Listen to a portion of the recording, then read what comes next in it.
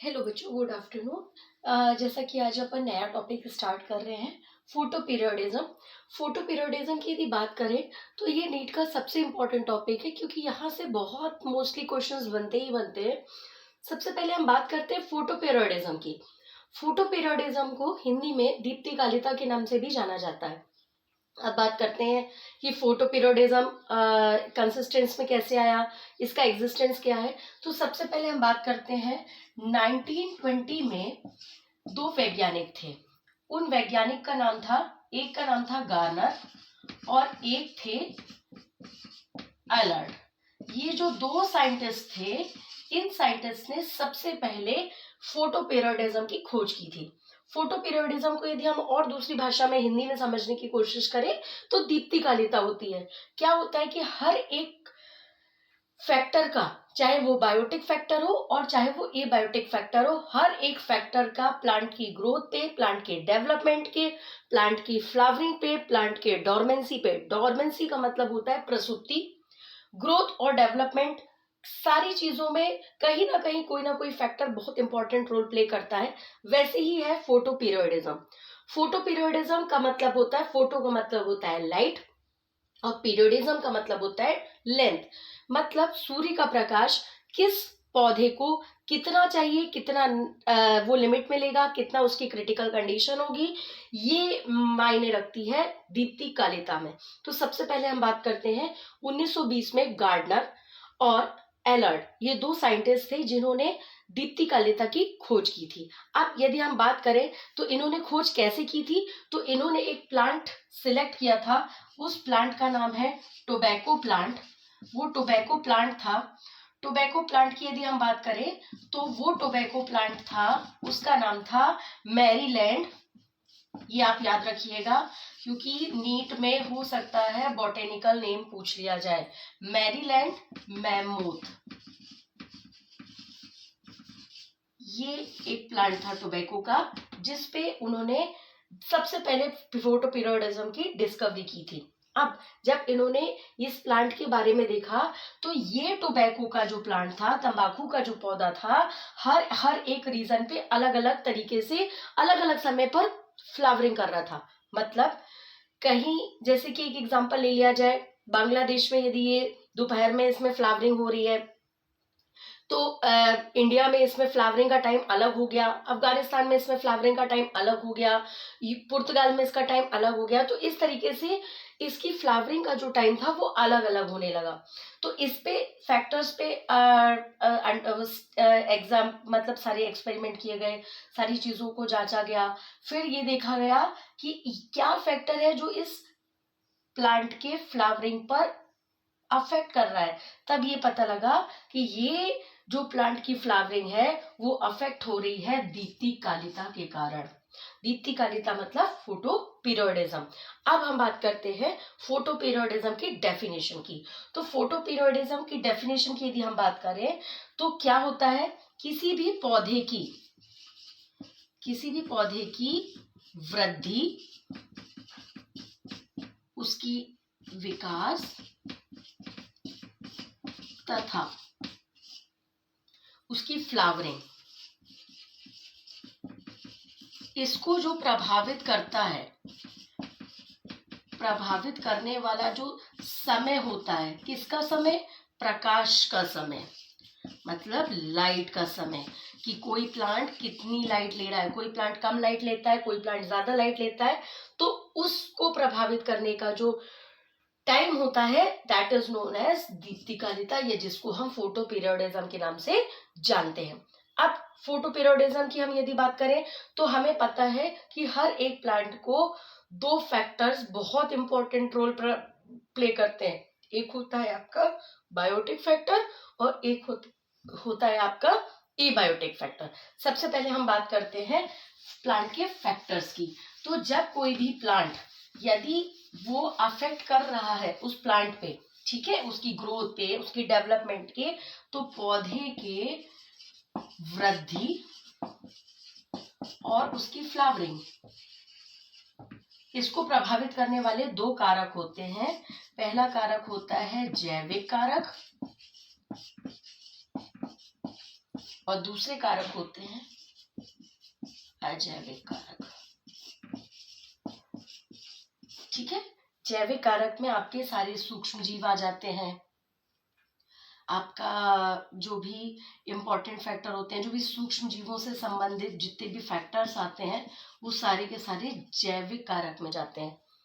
अजैविक कारक में आपके ताप, दाब, प्रकाश, इन सब का प्रभाव पड़ता है किसी भी फ्लावर के या किसी भी प्लांट के फ्लावरिंग में, उसकी वृद्धि में और उसके विकास में।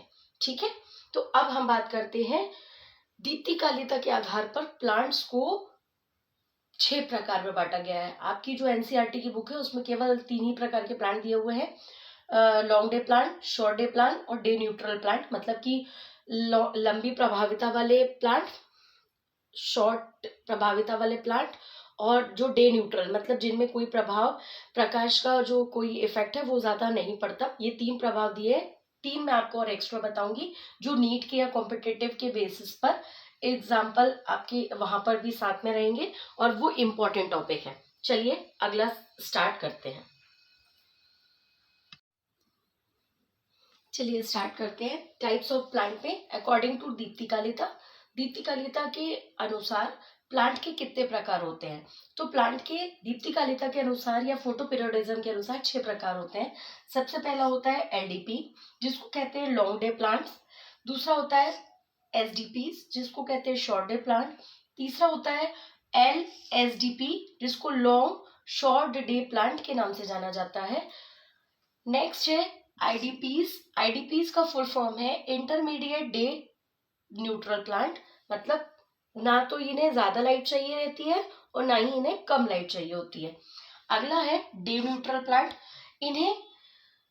इनकी कंडीशन भी सेम आईडीपीज की जैसी है, लेकिन थोड़ा सा माइन्यूट सा डिफरेंस है इन दोनों में।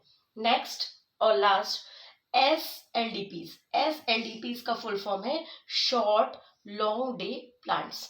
सबसे पहले हम बात करेंगे एलडीपीज की। एलडीपीज क्या होते हैं?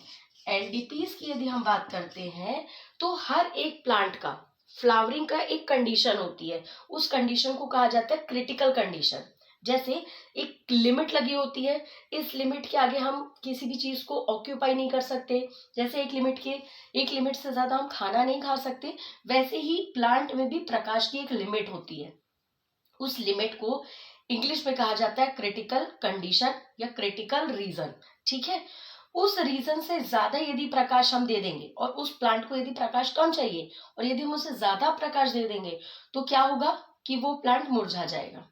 और यदि किसी प्लांट को ज्यादा लाइट चाहिए और हम कम प्रकाश दे रहे हैं तो उसमें कोई भी डेवलपमेंट देखने को नहीं मिलेगा। तो इस अकॉर्डिंग प्लांट को 6 भागों में बांटा गया है। सबसे पहला जो प्लांट है वो है एलडीपी। एलडीपी का फुल फॉर्म होता है लॉन्ग डे प्लांट्स। अब इस लॉन्ग डे प्लांट्स की यदि हम बात करते हैं तो इनको क्रिटिकल कंडीशन के अबव ही लाइट चाहिए होती है।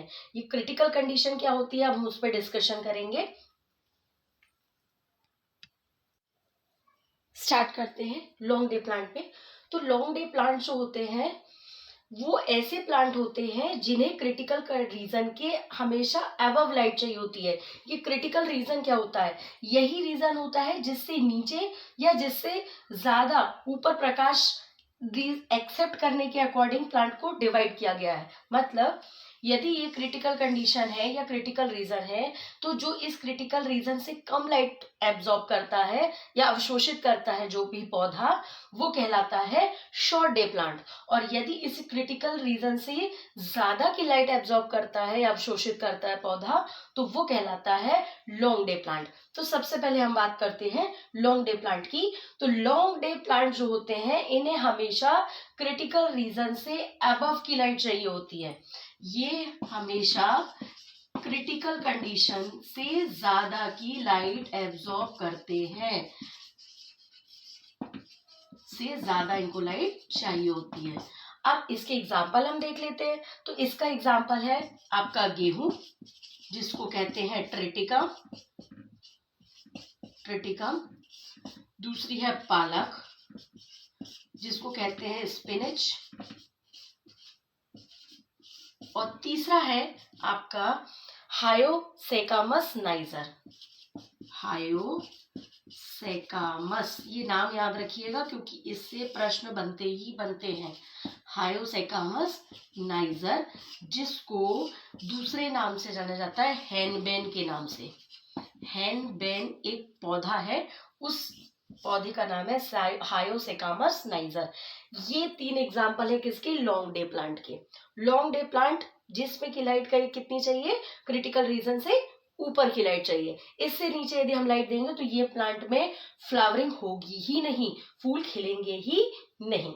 चलिए नेक्स्ट टॉपिक पे आते हैं। नेक्स्ट टॉपिक है हमारा एसडीपीज।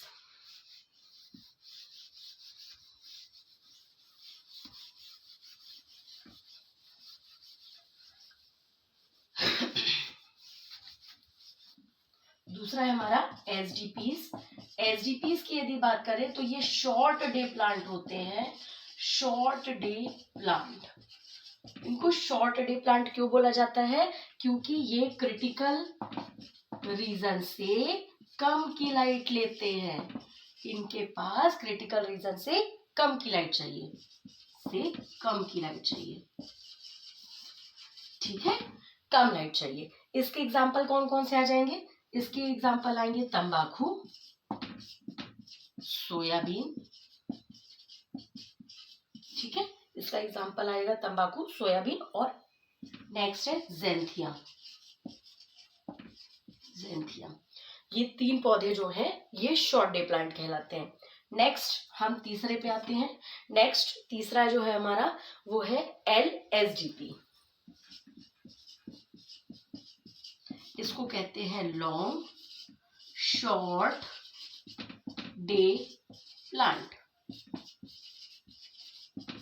लॉन्ग शॉर्ट डे प्लांट क्यों बोल रहे हैं? अब इसमें 2 कंडीशन लग रही है, लॉन्ग भी लग रही है और शॉर्ट भी लग रही है। यहाँ पर सबसे पहले बात करेंगे लॉन्ग कंडीशन की, मतलब इनको ज्यादा लाइट कब चाहिए? लॉन्ग डे लाइट कब चाहिए? लॉन्ग डे लाइट चाहिए इनको। किस लिए लॉन्ग डे लाइट चाहिए है इनको?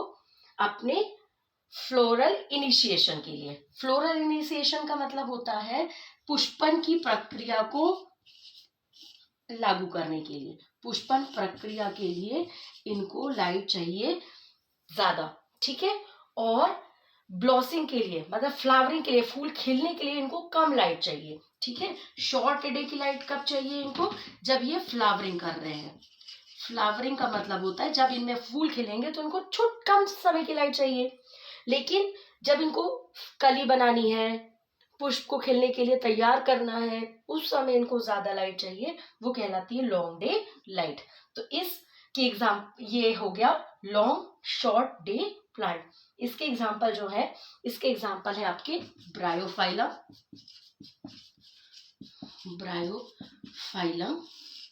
और दूसरा एग्जाम्पल है सेस्ट्रम, ठीक है। ये 2 एग्जाम्पल है इसके लॉन्ग शॉर्ट डे प्लांट के। इसके बाद हम नेक्स्ट पे आते हैं डे न्यूट्रल प्लांट पे।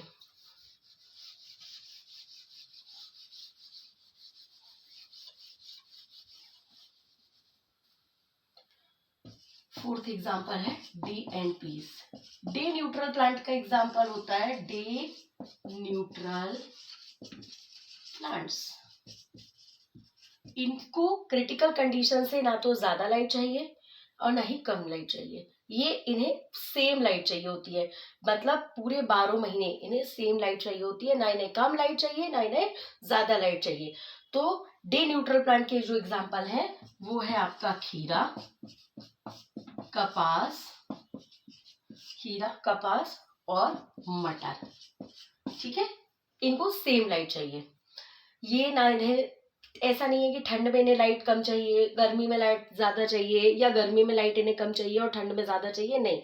इनको बराबर पूरे 12 साल जब ये लगते हैं तब से लेकर ये जब समाप्त होती है इनकी लाइफ, तब तक इनको सेम लाइट की आवश्यकता होती है। तो ये हो गए डे न्यूट्रल प्लांट। तो हमने यहाँ पर डिस्कशन कर लिया एलडीपी के बारे में, लॉन्ग डे प्लांट के बारे में, शॉर्ट डे प्लांट के बारे में, लॉन्ग शॉर्ट डे प्लांट के बारे में, डे न्यूट्रल प्लांट के बारे में।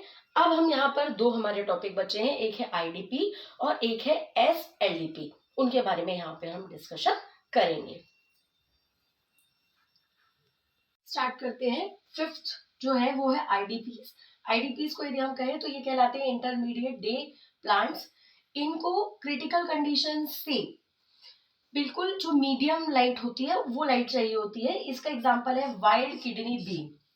वाइल्ड किडनी बीन जो एग्जांपल है, याद रखिएगा एग्जांपल, ये नीट में आते ही आते हैं। तो वाइल्ड किडनी बीन जो है वो किसका एग्जांपल है? आईडीपी का एग्जांपल। ये आपकी एनसीईआरटी में नहीं दिया हुआ है, इसलिए ये इंपॉर्टेंट है।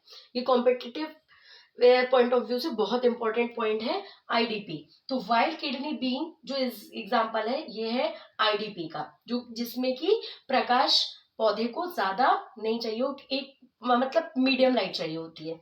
नेक्स्ट और लास्ट है एसएलडीपीज। एसएलडीपीज का फुल फॉर्म है short long day plant. Short long day plant क्यों बोल रहे हैं इसको?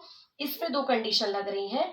इसमें शॉर्ट और लॉन्ग ये दो लाइट चाहिए होती है। शॉर्ट की यदि बात करें तो शॉर्ट लाइट उनको कब चाहिए होती है? शॉर्ट लाइट चाहिए होती है उनको पुष्पन की प्रक्रिया तैयार करने के लिए। पुष्पन प्रक्रिया तैयार करने के लिए इनको शॉर्ट लाइट की जरूरत होती है। इसका जस्ट उल्टा होता है एसएलएसडीपी। एसएलडीपी का जस्ट उल्टा होता है एलएसडीपी। ये याद रखिएगा, अभी मैं आप लोगों को ट्रिक बता दूंगी। शॉर्ट लाइट कब चाहिए इनको? शॉर्ट दीप्तिकालिता कब चाहिए? जब पुष्पन की प्रक्रिया इनको तैयार करनी है। अब इनको फूल खिलवाना है, इनको फ्लावरिंग की प्रक्रिया चाहिए, तो फ्लावरिंग की प्रक्रिया के लिए इनको लाइट की ज्यादा जरूरत होती है। तो लॉन्ग फोटो पीरियड इनको कब चाहिए? जब इनको फूल खिलवाना है, फ्लावरिंग करवानी है, ठीक है, इस समय इनको लाइट ज्यादा चाहिए। और इसी का जस्ट अपोजिट होता है एलएसडीपीज।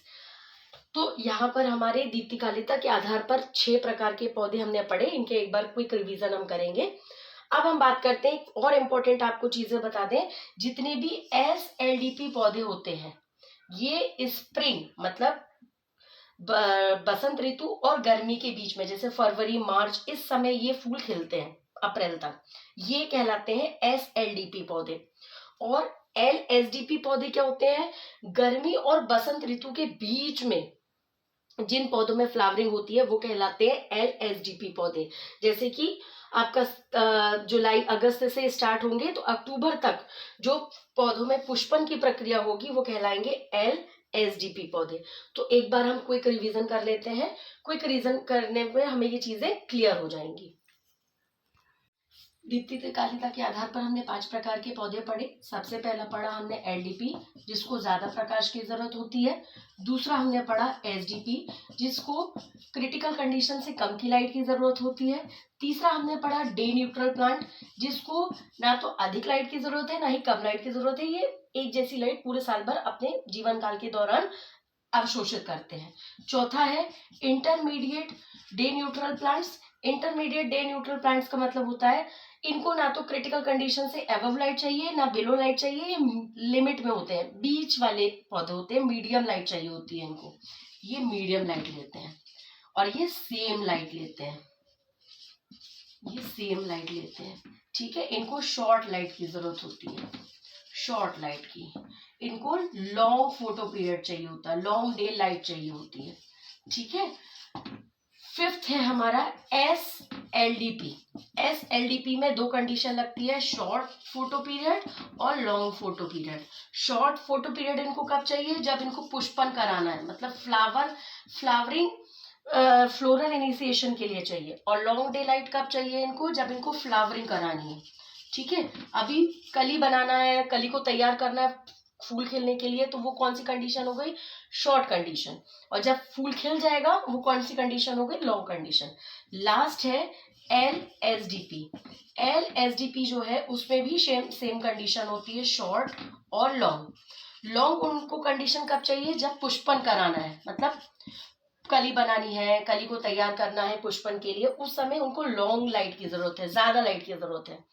और जब उनको फ्लावरिंग करानी है उस समय उनको कम लाइट की जरूरत है, that is short photo period, ठीक है। तो ये दोनों एक दूसरे से जस्ट अपोजिट है, कंफ्यूज मत होइएगा।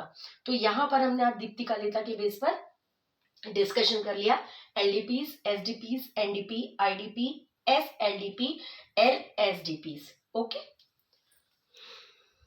दीप्तिकालिता के लिए एक और इम्पोर्टेंट पॉइंट ये है कि पत्तियों की यदि हम बात करते हैं, पत्तियां जो कि पौधे का किचन कहलाता है। पत्तियों में जब दीप्तिकालिता, क्योंकि प्रकाश वही अवशोषित कर रही है पत्तियां, तो पत्तियों में जो दीप्तिकालिता होती है, दीप्तिकालिता के लिए उनमें एक स्पेशल, पत्तियों में एक ब्लू कलर का एक साइटोप्लाज्मिक, या जैसे हम कहें कोशिका द्रव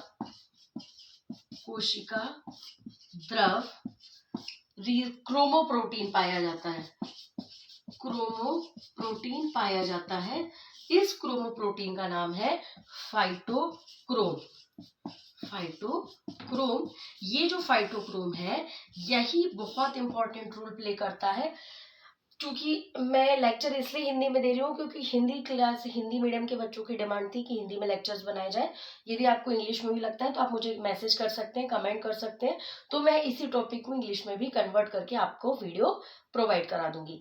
तो ये जो कोशिका द्रव, या जिसे हम कहेंगे cytoplasmic chromoprotein, that is phytochrome, ये प्रकाश जो कि है ये ब्लू कलर का प्रकाश अवशोषित करवाता है पत्तियों को, जो कि दीप्तिकालिता के लिए रिस्पॉन्स करता है। केवल दीप्तिकालिता फ्लावरिंग के लिए नहीं इंपॉर्टेंट होती है, ये किसी भी पौधे के ग्रोथ के लिए, उसके डेवलपमेंट के लिए और साथ ही साथ उसकी प्रसुप्ति, जिसको हम कहते हैं डोरमेंसी के लिए भी बहुत इंपॉर्टेंट रोल प्ले करती है। तो ये आप याद रखिएगा, यहां से प्रश्न बनते हैं। और एक और इम्पॉर्टेंट टॉपिक है फोटोमॉर्फोजेनेसिस।